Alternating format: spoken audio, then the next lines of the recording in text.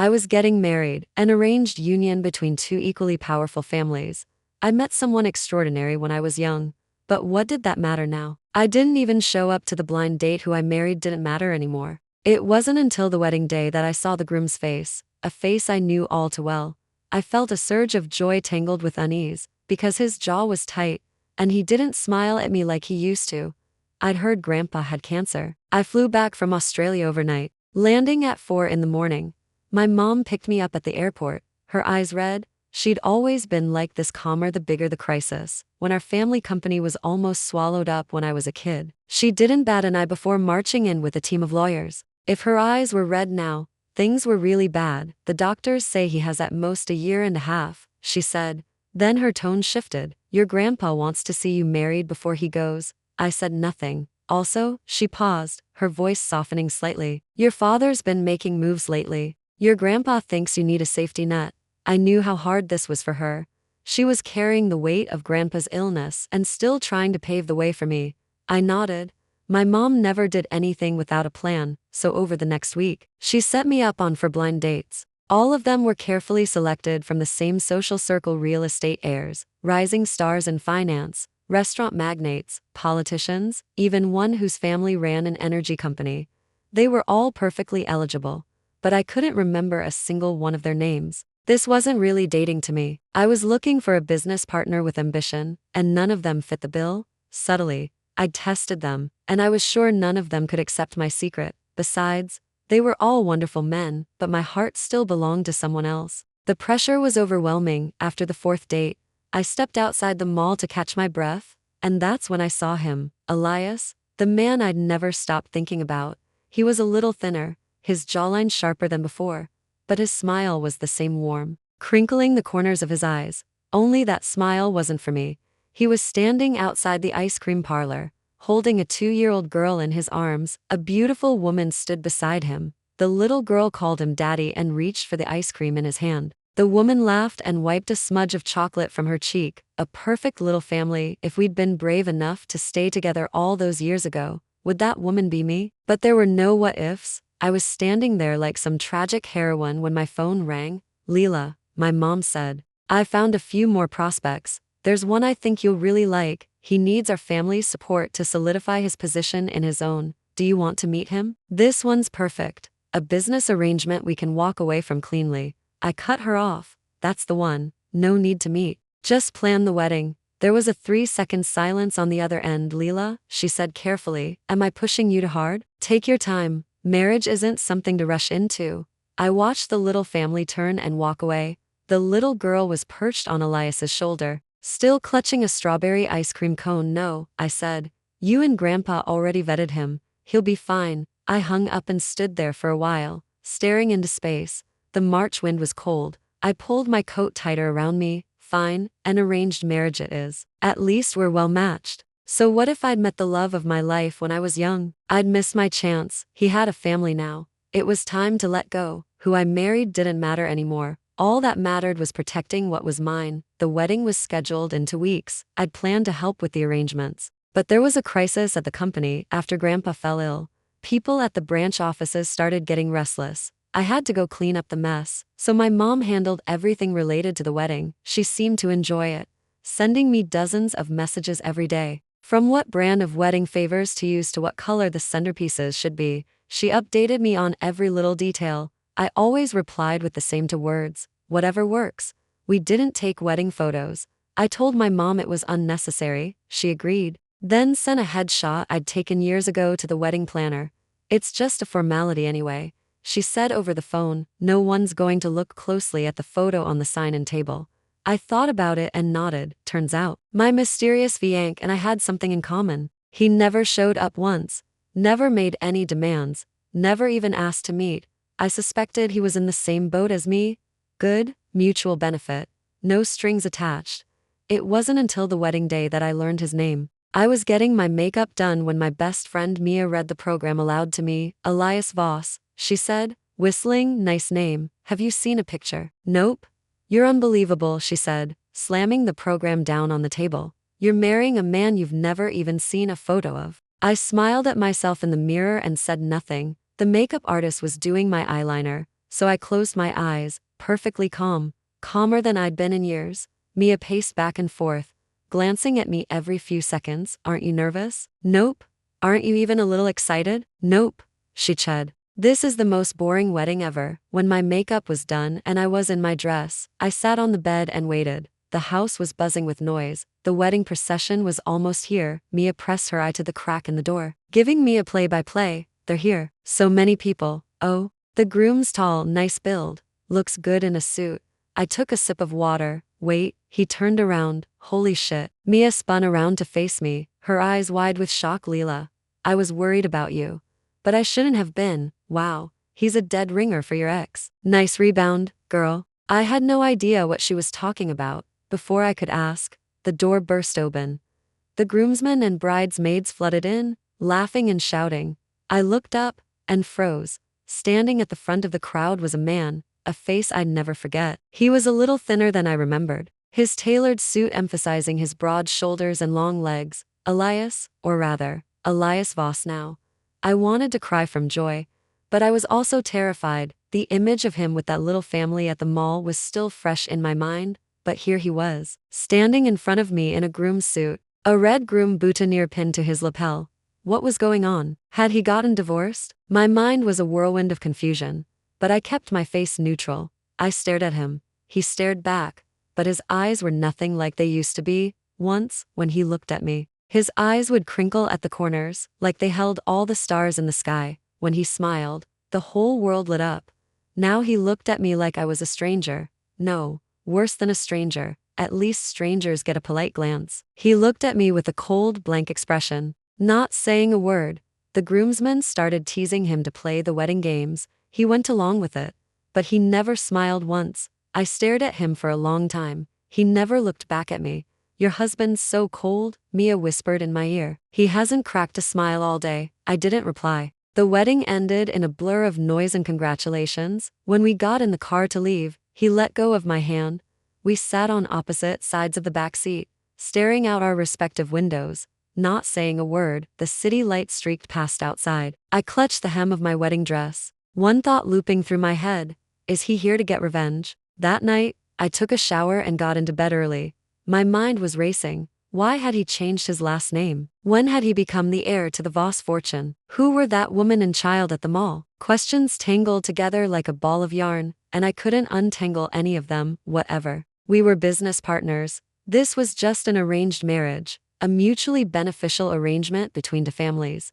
It didn't matter if he had a kid, if he'd been married before. I rolled over, took a deep breath, and buried my face in the pillow. About half an hour later, the door opened. He stumbled in, drunk, reeking of alcohol. I squinted at him through the covers. He loosened his tie, unbuttoned the top to buttons of his shirt, and leaned against the dresser for a moment to steady himself. Then he looked over at the bed. I quickly closed my eyes. His footsteps grew closer. He stood by the bed for a moment, silent. Then I heard the shower turn on. I opened my eyes and stared at the ceiling, my heart pounding. A few minutes later, the water stopped. The bathroom door opened. The mattress dipped on his side. The lights went out. The room fell into darkness. I kept my eyes closed, breathing evenly, pretending to be asleep. He'd always been able to see right through my lies. He knew I was awake. We sat in silence for what felt like an eternity. Long enough that I thought he'd fallen asleep. Then, in the darkness, he spoke. I know you're awake. His voice was low, rough from alcohol. I didn't move. Don't you have anything to ask me? I lay there for a few seconds, then opened my eyes and stared at the ceiling. I had a million questions. How have you been these past 5 years? Who was that little girl at the mall? Why are you going by Elias Voss now? Do you still hate me? But I swallowed them all down. I wanted to explain, but how could I? With the image of his family still fresh in my mind, any explanation would sound like I was just trying to justify my own sacrifice. So silence was the best option. When I spoke, my voice was calmer than I felt. Congratulations on becoming the Voss heir. He let out a bitter laugh in the dark. Congratulations? He repeated. Miss Hart, now that we're finally well matched, am I worthy to be your husband? I had no reply. My silence seemed to enrage him. Before I could react, the covers were thrown back. He climbed over me, bracing himself above me with his arms. I didn't have time to protest before he kissed me. It was nothing like the kisses we'd shared before. This kiss was rough, possessive, and punishing. His lips moved from my mouth to my neck, his breath hot against my skin, his hands gripping me tightly. Then his phone rang, the sound cut through the silence like a knife. He froze for a second, then ignored it, kissing me harder. The phone rang for 10 seconds, then stopped. 3 seconds later, it rang again, insistent. Finally, he pulled away and grabbed his phone from the nightstand. I turned my head and saw the caller ID, Jasmine. He stared at the screen for a moment, then got off me and answered, Elias. A woman's voice, tearful and panicked, filled the quiet room. Nora has a fever 103 degrees. I can't get a taxi. Can you please come help me? My heart sank. Nora, the little girl he'd been holding at the mall. His voice softened when he spoke. That soft, gentle tone I knew so well, the same one he'd used to talk to me. Don't panic, he said. Try to bring her fever down with a cool cloth on her forehead and neck. I'll be right there. He sat on the edge of the bed, his voice patient and soothing. I lay in the dark, pulling the covers up to my chin and straightening my rumpled clothes. He hung up the phone and started getting dressed quickly. When he bent down to pick up his shoes, I spoke. You can sleep with whoever you want, just don't get caught. He froze. We're business partners, I continued. At the very least, we need to keep up appearances. He said nothing. I couldn't see his face in the dark, but I could feel the temperature in the room drop. After a long moment, he laughed bitterly. Right. All we have is business. He emphasized the word all. Then he picked up his phone and dialed another number. Jake, take my car to Lakeside Residences. Take Nora and Jasmine to the hospital. He hung up and stood there for a moment. I thought he was going to leave. Instead, he turned around and walked back to the bed. The mattress dipped again. He climbed back over me. I tried to push him away, but he was too strong. He grabbed both my wrists with one hand and pinned them above my head. Business partners, he whispered in my ear, his voice low and rough. Need a shared asset to keep the partnership stable. He untied the belt of my robe. He took me then, again and again. No gentleness, no tenderness, just raw, angry desire. He was taking out all his pain and frustration on me. I bit my lip and didn't make a sound. When it was over, he got dressed. I lay there, staring at his silhouette in the dark. He stood by the bed for a moment, then left without a word. I heard the bathroom door open and close, then the front door. The room was silent again. I lay there, staring at the ceiling, not moving. I could still feel his warmth on my skin. This was all we were now. I closed my eyes, and a tear slid down my cheek. I wiped it away quickly and rolled over, pulling the covers over my head. Business partners don't have feelings. This arrangement was perfect. The next morning, I was woken up by my phone ringing. When I opened my eyes, the spot next to me was empty. There was no sign anyone had slept there. I sat up for a moment, staring into space, then got up to take a shower. The housekeeper told me he'd left early after taking a phone call. He hadn't left me a number or any message. At breakfast, Mrs. Carter, the housekeeper, was very friendly. She brought me congee and pickles, smiling warmly. Mrs. Voss, the master told me to make sure you got plenty of rest before you left. I smiled politely, choosing not to point out that it was just a white lie. From Mrs. Carter, I learned a lot. Elias was the son of Mr. Voss's first wife. He'd taken his mother's last name growing up. He'd only learned about his true parentage after his mother died, and had come back to claim his birthright. The master came back 3 years ago, Mrs. Carter said, wiping down the table. The Voss family didn't want to recognize him at first, but after the DNA test, the old man had no choice. Then he started his own business and worked his way up. He earned his place in the family. That explained why so many of the Voss relatives had looked cold at the wedding. I stared at my congee, absorbing this information, well matched. What a joke. 5 years ago, my grandpa had called him a poor nobody from nowhere. Now he was the heir to the Voss fortune. We were finally well matched, but the man I'd loved was gone. We could never go back to the way things were. We went 2 days without seeing each other, or rather, he disappeared for 2 full days. I didn't call him, and he didn't call me. On the 3rd day, I had to run some errands. It was already dark when I got home. I pushed open the bedroom door and found him sitting in the armchair by the bed, holding a book but clearly not reading. He looked up when he heard me come in back. Yep, that was the end of the conversation. I took a shower, and when I came out, he was still sitting there in the same position. I sat at the vanity drying my hair, watching him in the mirror. He had dark circles under his eyes. It looked like he hadn't slept well either. I hesitated for a moment, then spoke. Want to come to my parents' house for dinner tomorrow? Grandpa's been asking about you. He looked up from his book and stared at me for 2 seconds. Depends on my mood.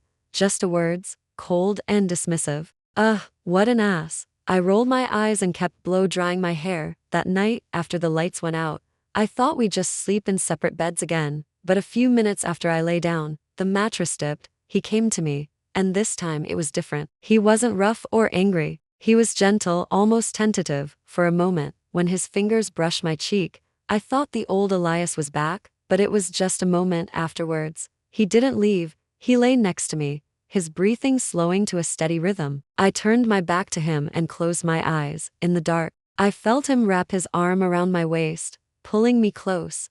It was so gentle, so familiar, I almost cried. The next morning, when I came downstairs, he was already sitting on the couch. He was wearing a dark gray shirt, his hair neatly combed. He stood up when he saw me. Let's go where? Your parents' house. You said we were having dinner. I blinked, then couldn't help but smile. Depends on your mood, huh? He shot me a deadpan look and headed for the door without another word. When we got to my parents' house, Grandpa was waiting in the study. My mom pulled me aside in the living room, whispering, "How's he treating you?" "Fine. Just fine?" "What does that mean?" "It means fine." She gave me a suspicious look but didn't press the issue. After dinner, Grandpa called Elias into the study. I was nervous and tried to follow them, but Grandpa waved me away. "Go talk to your mother. I just want to have a word with him." I reluctantly left. About half an hour later, the study door opened. I was sitting on the couch pretending to look at my phone, but I was watching them out of the corner of my eye. Elias walked out, smiling, that warm, crinkly-eyed smile I knew so well. Grandpa followed him out, patting him on the shoulder, smiling too. Good, Grandpa said, beaming. "You're a good man, Elias." Elias smiled back. "You get some rest, Grandpa.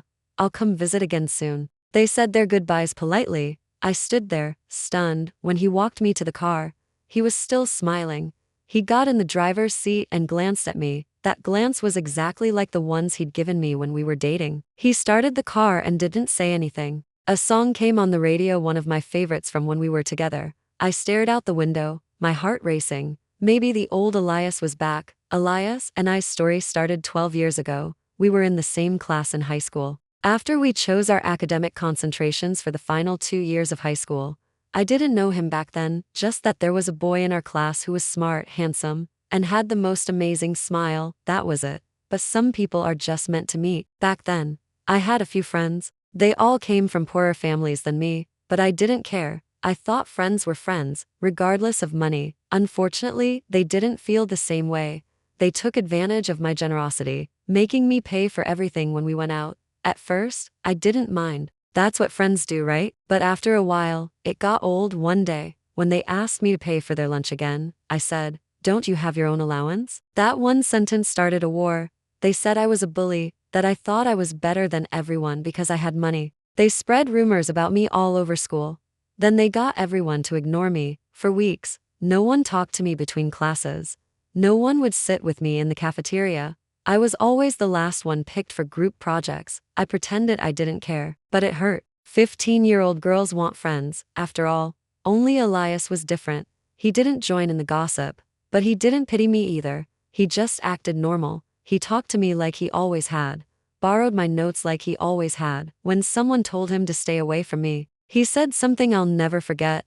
"I'm not blind. I can see for myself what kind of person she is." Another time, I heard some girls talking about me in the hallway. Elias walked by, stopped, and looked at them. "You don't even know her," he said. "What gives you the right to talk about her like that?" Then he turned to me and said, "Come on, let's go get lunch." I stood there in the hallway, the sun shining on his shoulders, and thought, this is the best person in the whole world. It wasn't until sophomore year of college, when he gave me $2,000, that I realized we'd met even earlier. I'd been driving past a fruit stand one day when I saw a woman's cart tip over. She and her son were scrambling to pick up the scattered fruit, and the woman was crying. I'd bought all her remaining fruit and left her $1,000 anonymously. That boy had been Elias. Later, he introduced me to his friends. They were all simple, down-to-earth people.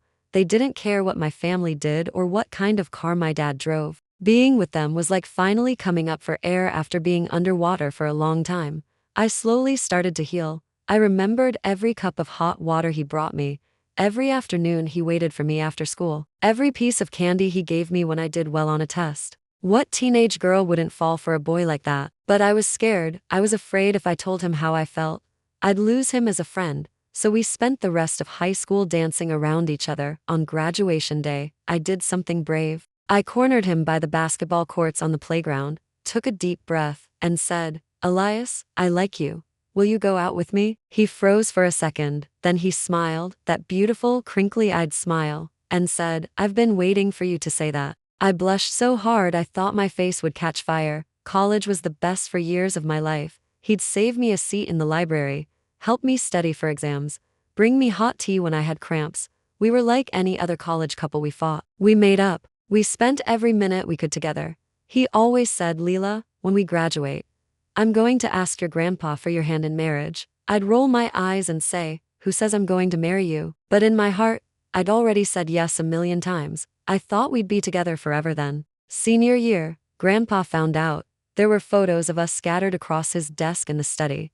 "Break up with him," Grandpa said, his voice leaving no room for argument. "That boy is not good enough for you." I got angry. Why not? He's smart, he's kind, he loves me. Grandpa laughed bitterly. "Love? Your mother said the same thing about your father.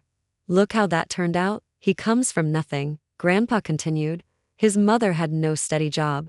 They lived in a tiny apartment in the old quarter. "I don't care, I care." Grandpa looked at me, his eyes hard. "The Hart family can't take that risk, and neither can you." He sighed, his voice softening slightly. "Your mother said the exact same thing to me, you know." I froze. My mom had married my dad against Grandpa's wishes, and then she'd found out he was already married, with a son from his first marriage. My dad was weak, always letting his mother walk all over him. "My mom had suffered for years, Leela," Grandpa said. "I don't want you to end up like your mother. Elias isn't like Dad." "Maybe not," Grandpa said. "But what about his family? Can you guarantee his mother won't interfere in your lives? Can you guarantee all his poor relatives won't come knocking on your door asking for money?" "I can't let you take that risk." I argued with him for hours, but it was useless. Grandpa had made up his mind. He started threatening me. "If you don't break up with him, I'll make sure he never works in this city again." I knew he meant it. Elias's mom was in the hospital, and she needed money for treatment. He was about to graduate and start his career. Grandpa could ruin everything for him. "Study abroad," Grandpa said finally. "I've already arranged everything." I agreed to break up with him. On the day we broke up, I asked my cousin to pretend to be my new boyfriend. I threw away the necklace Elias had given me right in front of him and said the cruelest things I could think of. "I was never serious about you. It was just a fling. I got bored. Thanks for showing me what it's like to be poor. Now I know what I don't want. You could never give me the life I want. The things I like cost more than you make in a year." "Did you really think dating me would get you into the Hart family? How naive, you actually proposed to me." "That's hilarious." I watched his face go from shock to hurt to nothing. He didn't cry, didn't yell. He just nodded and said, "Okay." He turned and walked away. His fists clenched at his sides. It was raining that day. He didn't have an umbrella. I watched his back disappear into the rain. After that, I left the country, but there was another reason I had to go. A secret I'd kept hidden for years. After we got back from my parents' house, I asked him what he and Grandpa had talked about. He said it was just business. But Elias changed after that. He started making an effort. He'd wait for me in the morning, hold doors open for me when we went out. He'd take me to the little food stalls we used to go to in college. I started getting texts from him, nothing exciting, just little things. "It's getting cold today. Wear a jacket. Have you eaten? Text me when you get home." He was trying so hard to go back to the way things were, to fix what was broken between us, but there was still a crack in my heart. That woman from the wedding night was still there, lingering in the background. The housekeepers gossiped about them. They said Elias and Jasmine had been in love but couldn't get married because of their different social statuses. They had a daughter together. He'd bought her a house and a car, took care of everything for them, even though they weren't together anymore. Everyone knew she was the one he really loved. It was like looking at a mirror of what could have been us. Grandpa hadn't recognized him at the wedding, and I decided it was better not to bring up the past. We were married now, but we could never go back. when our business arrangement was over, we'd go our separate ways. And then he could go back to his real family, no strings attached. So I turned a blind eye to everything. Every time he was nice to me, I'd think about that perfect little family at the mall. Luckily, I had something else to focus on. My phone rang. It was Leo, my sweet boy, the secret I'd kept hidden in Australia for years. Mommy. His soft little voice said over the phone, sounding sad. You haven't come to see me in 3 months. Do you not love me anymore? My throat tightened. I almost cried. Of course I love you, baby. Mommy's been busy with work, but I'm coming to see you soon. I promise. That's what you said last time, he mumbled. You're lying, I laughed. But tears were streaming down my face. I promise, baby. This time I really am coming. After I hung up, I decided to use a business trip as an excuse to go see him. There really was a project I needed to oversee in Australia. When I told Elias, he was sitting in the living room reading some documents. I have to go on a business trip to Australia, I said. I'll be gone about a week. He looked up at me. When are you leaving? Tomorrow night, he nodded. Be careful. I went to my room to pack. The next morning, Elias brought Nora home. The little girl had to pigtails and was hiding behind his leg, peeking out at me shyly. This is Nora, Elias said, his voice casual. She's going to be living with us from now on. The little girl looked up at him and said clearly, Daddy. Elias knelt down and pushed her gently forward, pointing at me. Say hello to Mommy. He was doing this right in front of me. No shame. No excuses. I stood there, my heart sinking, forcing a smile onto my face. So all the nice things he'd been doing lately, all the effort to win me back, it was all just playing the emotional card to get me. As the lady of the house, to accept his daughter, Nora looked at me shyly and whispered, Mommy. He just stood there, watching me, waiting for my reaction. I couldn't blow up now. Our business partnership was too important. I smiled and knelt down, patting her head gently. Hi, sweetie. I kept my face neutral, but inside I was furious. Not at the little girl, at him, at the way he was manipulating me, forcing me into this. When I got to Australia, Leo was waiting for me at the airport. He was wearing a little blue jacket, holding a crumpled sign that said Mommy in big, messy letters. When he saw me, he ran as fast as his little legs could carry him and threw himself into my arms. Mommy. I picked him up, and he wrapped his arms around my neck, burying his face in my shoulder. I missed you so much, Mommy. I kissed the top of his head, my eyes wet. I missed you too, baby. This time, I was bringing him home with me. I left him at Mia's house when we got back. Mia was my only safe haven. No one else knew about Leo. Grandpa's health was getting worse. He'd seemed fine when we'd had dinner, able to talk to Elias for half an hour. But my mom's phone calls had been getting more and more desperate. He's lost so much weight, she said. He can't handle the chemotherapy anymore. The doctors say his body can't take it.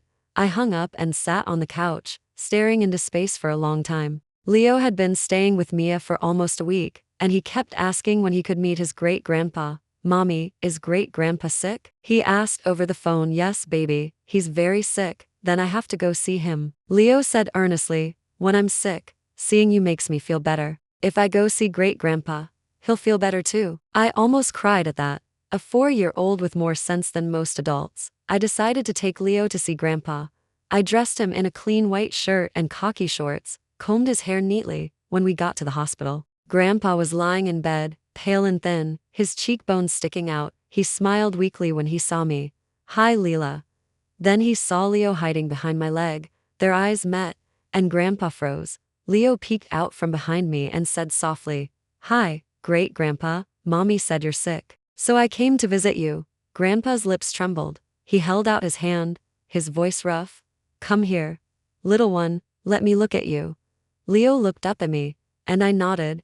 He walked slowly to the bed, and Grandpa took his little hand in his. Grandpa stared at his face for a long time. He had Elias's eyes, his nose, his chin. He looked up at me, his eyes filling with tears. Leela, he said, his voice shaking. This child. Yes, I said. He's Elias's. Grandpa didn't yell at me. He looked at me, his eyes full of shock, guilt, and sorrow. My poor girl, he said, tears streaming down his face. All these years, you've been alone with him. How did you do it? I looked away, my throat too tight to speak. It's all my fault, Grandpa said. I forced you to break up with him. I sent you away. I thought I was doing what was best for you. But I just made you suffer. I'm so sorry, Leela, for everything.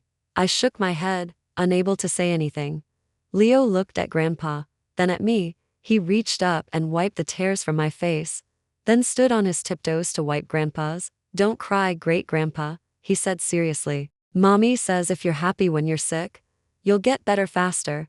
Grandpa pulled him into his arms, tears streaming down his weathered face. Later, my mom came. When she saw Leo, she froze too. She didn't say anything, just looked at me with a mixture of pity and anger. Your grandpa told me everything, she said. You need to talk to Elias, bring the boy home. I knew she was right. I would bring him home. But not yet. Not until Elias sorted out his other family. Right now, all I wanted was for Leo to spend as much time with Grandpa as possible. The bond between grandparents and grandchildren is strong, but the bond between great-grandparents and great-grandchildren is even stronger, and it was true Leo's presence made Grandpa better. He started eating again, getting out of bed, even sitting by the window drawing pictures with Leo. Leo drew him a picture of a lopsided sun and flowers, saying it was magic to make great-grandpa better. Grandpa taped it to the wall opposite his bed, so he could see it first thing every morning. His mood improved, and he started cooperating with his treatment. The nurses told me quietly, he's doing much better these days. Night and day difference. I watched Leo sitting on the edge of Grandpa's bed, holding his hand and reading him a storybook. The sun was shining on them, and it was the most beautiful thing I'd ever seen. But Grandpa didn't make it. At 4 in the morning, the hospital called. Elias and I rushed over. But it was too late. He'd passed away peacefully, a smile on his face. The picture Leo had drawn was still taped to the wall above his bed. My mom didn't say anything. She just turned away, tears streaming down her face. No screaming, no sobbing, just quiet grief. I stood by the bed, numb. After Grandpa died, the company fell into chaos. All the vultures came out of the woodwork, fighting for power and money. My father, that gold-digging social climber who'd married my mother for her money, was the worst of them all. He was still married to my mom, but he'd teamed up with outsiders to try to steal Grandpa's shares. He was the definition of a traitor. I took charge. For the next 2 weeks, I slept 4 hours a night. I held meetings, negotiated deals, read documents, met with lawyers. I was running on fumes. Elias was by my side the entire time. He didn't say much, but he did everything right. As the Vosair, his name carried weight. He helped me analyze the situation, introduced me to contacts, even stood up for me at board meetings. After 2 weeks of fighting, I won. Grandpa had laid the groundwork well. All those connections, all those aces up his sleeve, they'd all been for me. I kicked my father off the board of directors. That night, when everyone had left, I was alone in the office. I sat in Grandpa's old chair and cried, not because I'd won, because I missed him. He'd been paving the way for me this whole time. All those connections, all those resources, he'd left them for me, just in case. With my support, my mom filed for divorce. She cried when she signed the papers, not from sadness, but from relief. That man had lied to her about being single when they got married, and 6 months ago, she'd found out he'd been having an affair with his ex-wife this whole time, and they had another son together. Finally, she was free. I held her and said, "It's okay, Mom. It's over." She cried on my shoulder like a little girl. That night, I sat on the bay window in our bedroom, staring into space. Elias came in and sat down next to me. He didn't say anything, just pulled me into his arms. I rested my head on his shoulder and didn't move for a long time. "Thank you, Elias," I said after a while. "But I think we should separate. Our business partnership will continue. Of course, I'll always help you if you need it." I saw the panic flash across his face. His ears turned red. After a long moment, he looked down at me. "Not yet. Come downstairs. There's something I want to show you." Confused, I followed him down the stairs. He opened the front door. Leo came running in, his little legs pumping as fast as they could. He didn't run to me. He ran straight to Elias and threw his arms around his legs. "Daddy?" I froze in place. Leo looked up at me, grinning from ear to ear. "Mommy?" I stared at them, stunned. "When did you know?" Elias picked Leo up and looked at me. "The day after the wedding." "How?" "Your phone wallpaper. It was a picture of his back." I said nothing, and then I had him investigated. I nodded. "I've been waiting for you to tell me," he said, "waiting for you to trust me enough to share this with me." I stared at him. "I've been so busy." And I trailed off, then asked the question that had been eating at me. "What if he wasn't yours?" He looked at me, his eyes soft with pity. It doesn't matter. He's yours, and you've been alone with him for 5 years. You don't have to be alone anymore. I laughed, but tears were streaming down my face. What did you and Grandpa talk about in the study that day? Elias was quiet for a moment, then spoke slowly. Grandpa recognized me at the wedding. I froze. He told me everything, about how he'd threatened you, how he'd forced you to break up with me. He took all the blame. He begged me not to hurt you. His voice dropped. He was so sick, sitting in that wheelchair, saying please. My throat tightened. What else did he say? He said you'd had a hard enough life already, that if I was angry, I should be angry at him, not you. Tears were streaming down my face now. And what did you say? I told him I forgave him, that I understood why he'd done it. I told him I'd take care of you, no matter what. I wiped my tears, but they kept coming. At first, he said softly, I did want revenge. But mostly, I just didn't want you to marry anyone else. I would have found a way to make you marry me, no matter how many blind dates you went on. I remembered every cruel thing you said to me that day. I wanted to make you feel the same pain I'd felt. That's why I was so cold at the wedding. That's why I answered that phone call in front of you. He looked at me, his eyes shining with tears. But then all you talked about was business and arrangements, and I realized I was only hurting myself. I was the one who was suffering. Just then, Mrs. Carter came in holding Nora. The little girl was wearing pink pajamas, rubbing her eyes sleepily. Elias put Leo down. Leo, take Nora to play. Show her your action figures. Leo took Nora's hand obediently. Come on, Nora, I'll show you my superhero collection. The two children ran off hand in hand. I wiped my tears and looked at him. But Elias, what about Jasmine? It's not fair to her.